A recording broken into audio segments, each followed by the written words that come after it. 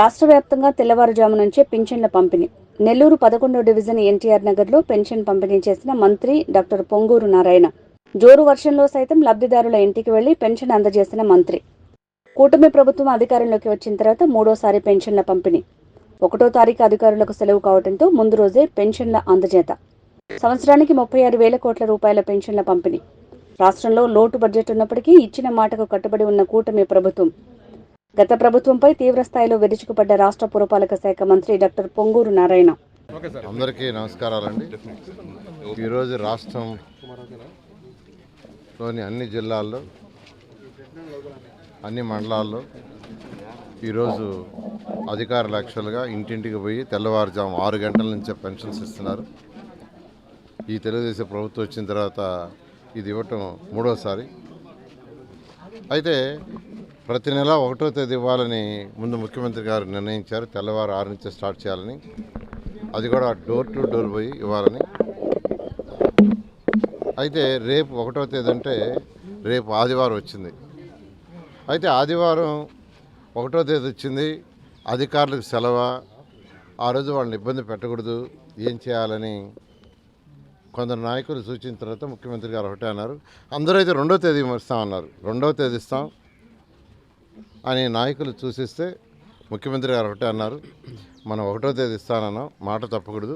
ఈ నెలలో ముందు రోజే ఇచ్చేయండి. 1వ తేదీ ఆదివారం వస్తే 31వ తేదీ మార్నింగ్ తెల్లవారు ఏమంటే ఈరోజు రాష్ట్రంలో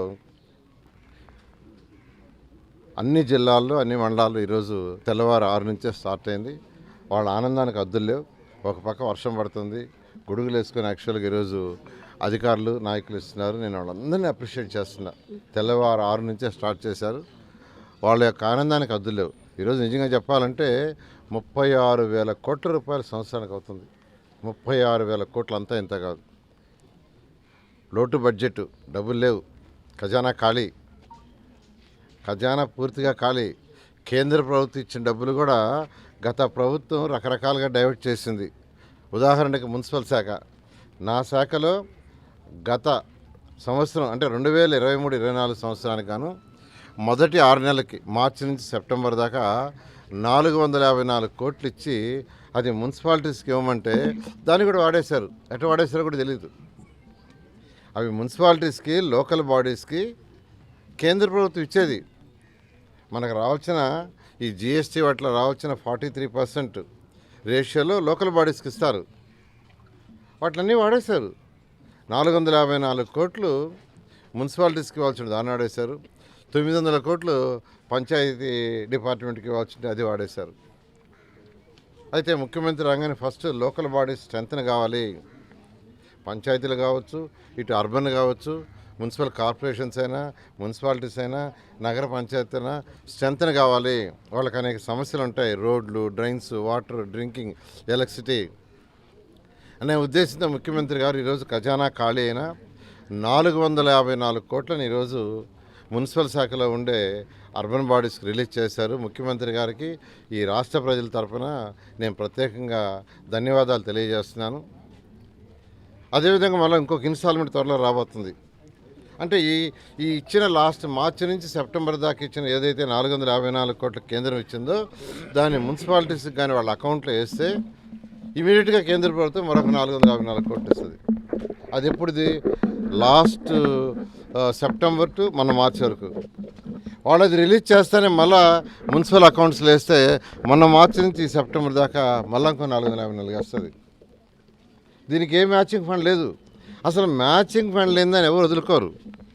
2014-19 దాకా నేను మినిస్టర్ చేస్తే ముఖ్యమంత్రి గారు రాజు నారా చంద్రబాబు నాయుడు మనం తరిమాడు ఢిల్లీకి, పోండి మీరు ప్రాజెక్ట్స్ తీసుకురండి, మ్యాచింగ్ ఫండ్ నేను ఇస్తాను.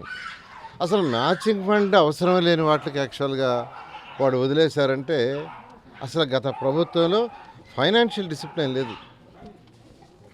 ముఖ్యమంత్రి గారు ప్రజల మధ్యకి వస్తుంటే వాళ్ళ ప్రజల అవసరాలని తెలిస్తే ఏం చేయాలని తెలిసేది.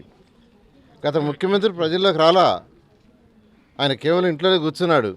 అందువల్ల ప్రజల అవసరాలు తెలియలా, అందువల్ల వచ్చే డబ్బులు కూడా పోగొట్టారు. ఇలా జరిగింది. అదేవిధంగా అర్బన్ హౌసెస్ టిస్కోస్ తీసుకుంటే 2014-19 దాకా నేను మొత్తం 9 కోట్ల హౌసెస్ని సెంట్రల్ గవర్నమెంట్ శాంక్షన్ ఇచ్చా. అందులో 7 కోట్ల హౌసెస్కి యాక్చువల్గా క్లియరెన్స్ వచ్చింది. అంటే అవి కట్టాలంటే ల్యాండ్ కావాలి. 5 లక్షల హౌసెస్కి ల్యాండ్ తీసుకున్నాం జిల్లా కలెక్టర్ దగ్గర నుంచి. 5 లక్షల హౌసెస్లో 4,74,000కి టెండర్ పిలిస్తే గత ప్రభుత్వం అట్లన్నిటిని నాశనం చేసి ఆఖరికి 2,61,000 కడతామని 2,61,000 లిమిట్ చేసింది. నేను తెచ్చింది 9 లక్షలు తెచ్చి 7 లక్షలకి ప్లాన్ చేసి సైట్ చూడమని, అందులో 5 లక్షలకి 4,74,000కి టెండర్ కూడా ఇచ్చేసాం. ఇస్తే వాటిల్ని 5 సంవత్సరాలు చేసిన పని ఏంటంటే దాన్ని 2,61,000 కుదించేసేసి మిగతా అవసరం లేదని క్యాన్సిల్ చేసి అవి కూడా చేయలే. పని ఆ 2,61,000 చేసినట్టు అవి కూడా చేయలే.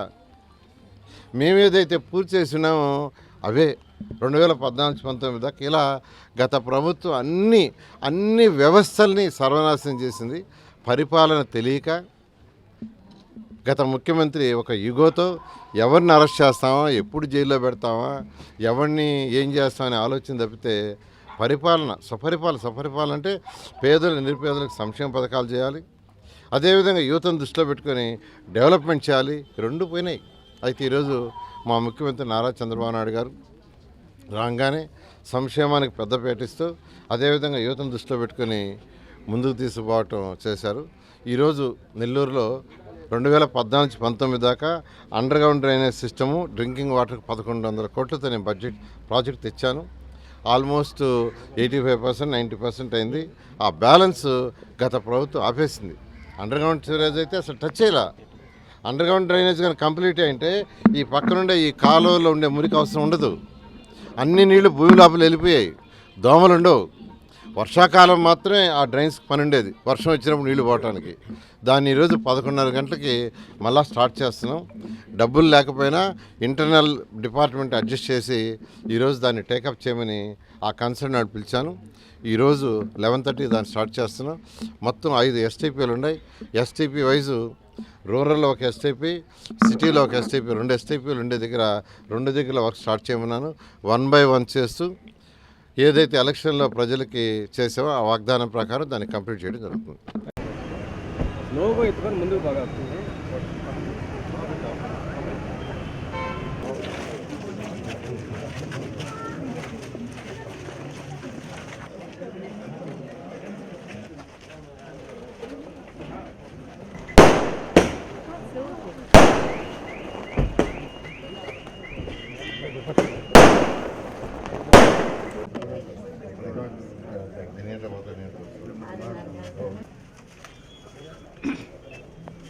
చూడమ్మా.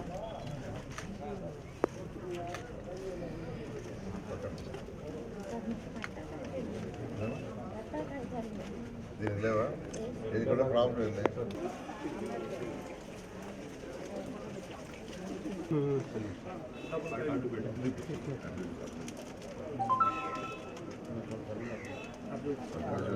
సార్ మీరు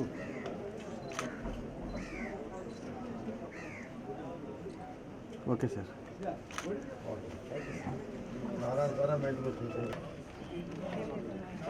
అది పోర్టల్ ఓపెన్ అయిన తర్వాత ఎడిట్ చేస్తాం. అది ఆ పోర్టల్ ఓపెన్ 2-3 నెలల పాలసీ వస్తుంది. వచ్చిన తర్వాత టైం పడుతుంది, చేస్తాం. అదే గవర్నమెంట్ పాలసీ ఇస్తారు, వచ్చిన తర్వాత చేయాలి, చేస్తాం.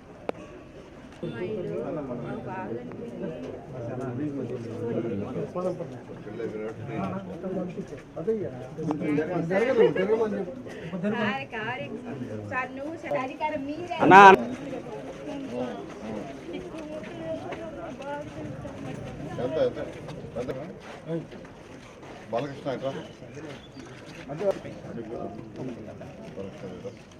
ఓకే ఓకే అమ్మా, నువ్వు ఇట్రమ్మా పక్కన సార్. అమ్మా అప్లై చేయలేదా? ఇస్తారు, ఇల్లు ఇస్తారు, తొందరలోనే ఇల్లు ఇస్తారు. ఇల్లు తొందరలో